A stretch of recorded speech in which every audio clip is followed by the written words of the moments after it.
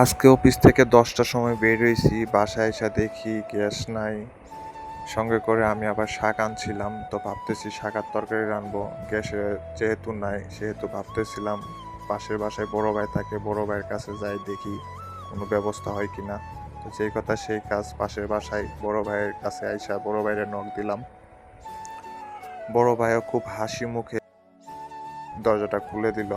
তো বড় ভাইরে জিজ্ঞাসা করলাম কি করেন। ভাইয়া দেখাইতেছে এই যে দেখো রান্না করতেছি। তো আপনারাও দেখতেই পারতেছেন ভাইয়া রান্না করতেছে। তো ভাইয়া আমাকে ভিতরে ডাকলো, বললো যে বসো। তো বসলাম। ভাইয়ার আবার জিজ্ঞাসা করলাম কিসের তরকারি রান্না করেন। ভাইয়া বলতেছে ডিম দিয়ে তরকারি রান্না করতেছি। তো আমি আবার শাক আনছিলাম। ভাইয়ারা বললাম যে আমার শাকটি ভাইয়া এখানে ভাজতে হবে হয়তো।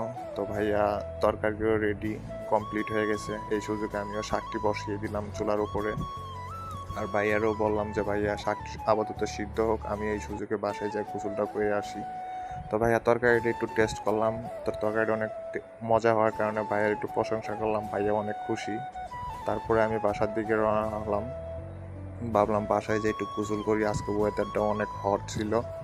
সকালবেলা একবার গোসল করছি, এখন আবার রাত্রে গোসল করতে হবে, নাহলে কমাইতে পারবো না। তো যাওয়ার সময় ভাবলাম ভাইয়ের দোকান থেকে একটা ঠান্ডা নেই, যার কারণে ভাইয়ের দোকানের সামনে গেলাম। যাওয়ার পরে ভাইয়ার বললাম যে ভাইয়াকে একটু ঠান্ডা খাওয়ান যাবো। ভাইয়া অনেক ব্যস্ত মানুষ,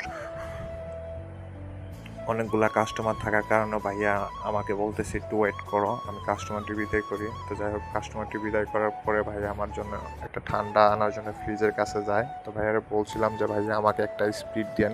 তো ভাইয়া বলতেছি স্প্রিট নাই, যে আপাতত অন্য ঠান্ডা খাও। তো সে আমাকে একটা 7 আপ ধরায় দিল।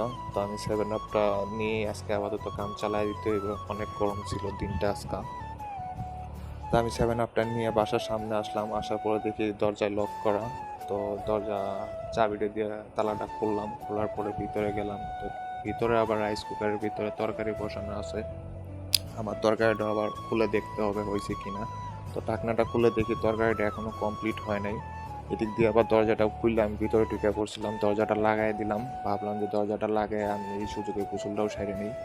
তো যেই কথা সেই কাজ, ভিতরে যে আমি ওয়াশরুমে ঢুকে গোসলটা সাইরা বেরিয়ে আসছি। আসার পরে আবার একটু ঢাকনাটা খুলে দেখলাম যে তরকারিটা হয়েছে কিনা, দিয়ে তরকারি কমপ্লিট। তো ভাইয়ের জন্য একটা বাটি নিলাম, ভাবলাম ভাইয়াকে একটু তরকারি দিয়ে টেস্ট করার জন্য, যেহেতু আমার হাতে রান্না করার তরকারি ভাইয়াও একটু খেয়ে দেখুক।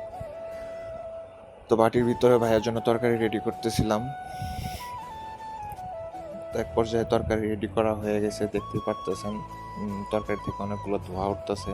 তো তরকারির বাটিটা অনেক গরম হয়ে যাওয়ার কারণে আমি তো নিতে পারবো না, যার কারণে একটা সাপোর্টের জন্য প্লাস্টিকের একটা ঢাকনা নিলাম। সেই ঢাকনার উপরে তরকারির বাটিটি তুলে নিলাম, নিয়ে ভাইয়ার বাসার দিকে আস্তে আস্তে রওনা দিলাম।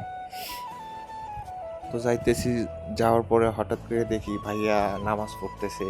খুব হাসি খুশি একটা মানুষ, খুব ভালো লাগলো। তরকারিটা দেওয়ার পরে আমি আবার আমার বাসায় ব্যাক করলাম। তো বাসায় আসার পরে দেখলাম আমার সব কিছু কমপ্লিট, খাবার দাবার আজকে রাত্রে খাবার একদম কমপ্লিট। এদিক দিয়ে শাক ভাজিটাও কমপ্লিট হয়ে গেছে, তরকারিও কমপ্লিট হয়ে গেছে। এখন শুধু আমার জন্য রেডি করে দেওয়ার পালা খাবার। তো অলরেডি খাবারও রেডি করে দিছে। আল্লাহর নামে হাতটা ধুয়ে শুরু করব এখন। বিসমিল্লাহ বলে আল্লাহর নামে শুরু করলাম। তারপরে হাতটাও ধুয়ে নিলাম। অল্পই খাইছি, বেশি খাইতে পারি নাই। তো সারাদিন পরিশ্রম করার পরে বাসায় এসে লবণ ভাত এক মুঠো খাইলেই অনেকটা তৃপ্তি পাওয়া যায়।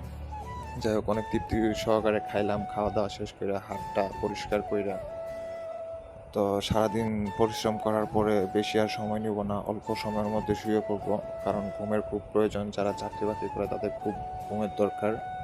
যাই হোক, সবাই ভালো থাকবেন, আল্লাহ হাফিজ।